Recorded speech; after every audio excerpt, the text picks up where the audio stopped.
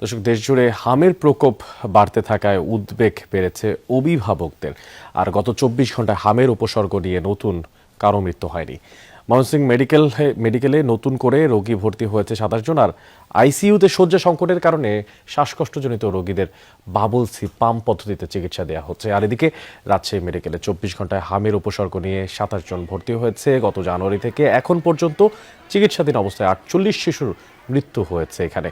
আর সিলেটে নতুন করে হামের উপসর্গ নিয়ে 19 জন ভর্তি হয়েছে। এছাড়া বরিশাল, কুষ্টিয়া, চাঁদপুর সহ বিভিন্ন জেলার হাসপাতালে হামের রোগী বাড়ছে।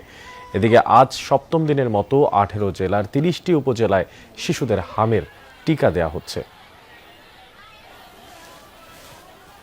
খুব কষ্টে আছি, জায়গাটা পাচ্ছি না, কেবিন নাই, হয়তো বাচ্চা গেলে খুব কষ্টের ভিতরেই আছি। গোটা শরীরে হাম বার হালছে, ওষুধ লেসা খাওয়ালছি, কিছু হয়নি। তারপর এখানে এসে ভর্তি করছি। ওষুধ দিচ্ছে, ইঞ্জেকশন দিচ্ছে, তুমি জ্বর পালাইছে, তারপরে আবার ফের জ্বর হচ্ছে লস।